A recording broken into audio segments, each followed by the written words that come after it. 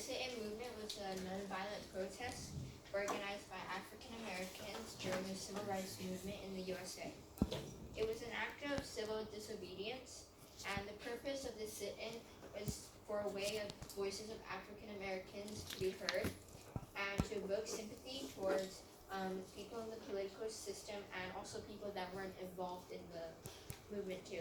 It was also to raise awareness for the rights of African Americans because the whites had, basically they thought the whites had unfair authority towards them. It was, what they would do was to go to lunch counters and then sit in available spaces which were for whites only and request service. And they're all rejected, but they refuse to leave even when they're denied service because of their skin color and race. And so basically, some of like the timelines for this entire sit-in was just like September 1959. Later we'll add on is that James Lawson, he's a really important figure. He began the training workshops, and then from 1960, 1961, all the sit-in movements were held. And so where sit-in started first, it was influenced by the sit-in in India in 1937, when back then the Indians were being overpowered by the British. So Gandhi's followers, they started the sit-in.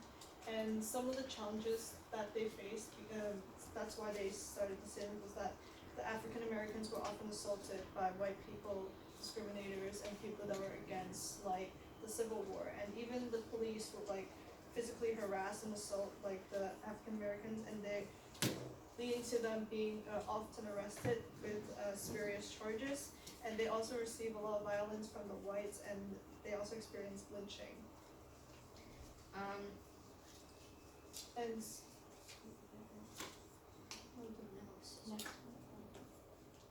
Okay, so what nonviolent tactics were implemented and how did they okay. And so like so the Grove sit-in it started in February. The first sit-in was in February 1960, and it started with just 4 African American students that went inside a lunch counter called the Woolworth in downtown Greensboro, North Carolina. And so they went in, requested service, and they were all rejected. But they remained seated after being told to leave, and they sat there for 1 hour, and then eventually they were being arrested.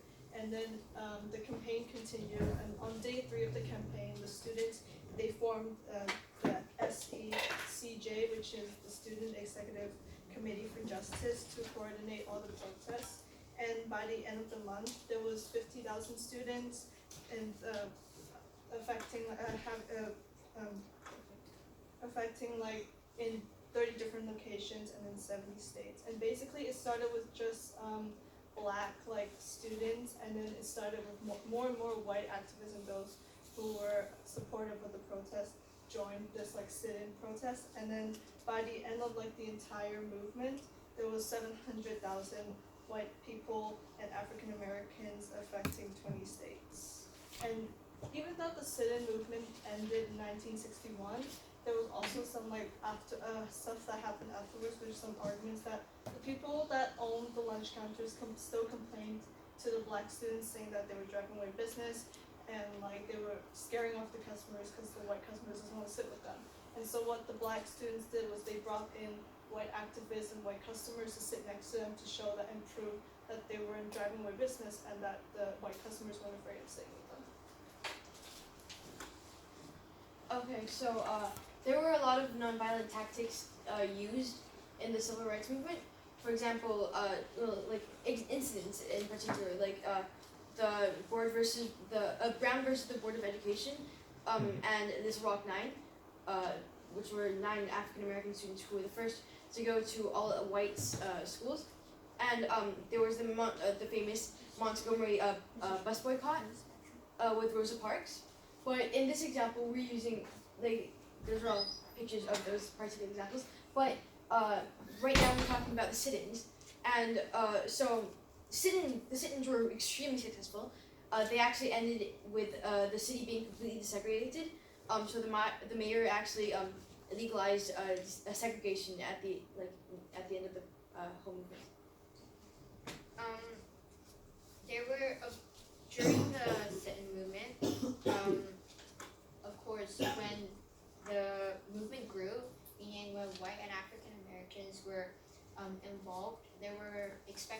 they were gonna expect more violence happening. So basically, what happened? So how did they deal with this? They had organizations such as the South Christian Leadership Conference, the SCLC, that helped them.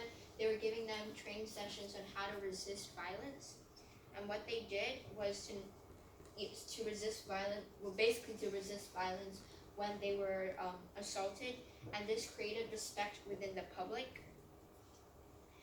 This also gave African Americans a higher purpose for this movement, was that they were disrespected because of their ethnicity.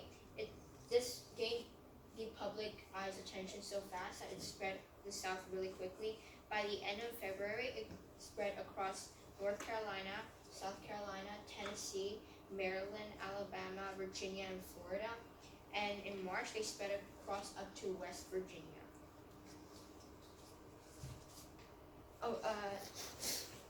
Yeah, okay, so how to successfully implement nonviolent solutions. So this is James Lawson. He was the student leader of the whole movement. He was one of the first original students who started in the sit-ins in the lunch counters. So before he and the students actually actively started protesting nonviolently and by sitting at lunch counters, they practiced for a whole year training. They're like this, yeah. So he had workshops in Nashville about nonviolence. The lessons actually started on the theory and philosophy behind nonviolence. So they made sure that they understood the concept behind the whole thing before they actually started practicing nonviolent tactics and how to respond when confronted with violence. Because it's hard to stay calm when you're being sworn at, and like when someone's swearing at you and they're threatening to punch you because you're sitting somewhere that you're not supposed to sit in. So C.T. Vivian, who was one of his students, they said that they remembered the lesson saying like they were taught how to take the blows and like cigarettes put out on you, the fact that you were being spit on, and still respond with some sense of dignity and a loving concept of what you were about, to be hit and to be knocked down, and to understand that in terms of struggle and in terms of reaching consciousness of gaining the greater goals of which are sought, for which are sought, and that was the whole goal. So I don't think that it's necessary for like to learn every single like one of those things while for like a nonviolence movement to work. I do think that it's pretty important for most of them to be like taught and for you to understand most of the concepts.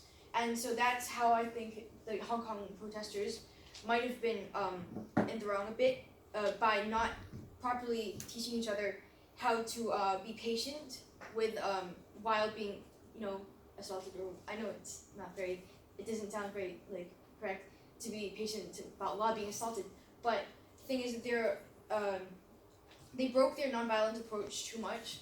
So they said that they were a nonviolent movement, but yet there were also protesters who were in that movement who were violent, and that kind of broke their campaign a bit, and I think that's why they weren't that successful so far.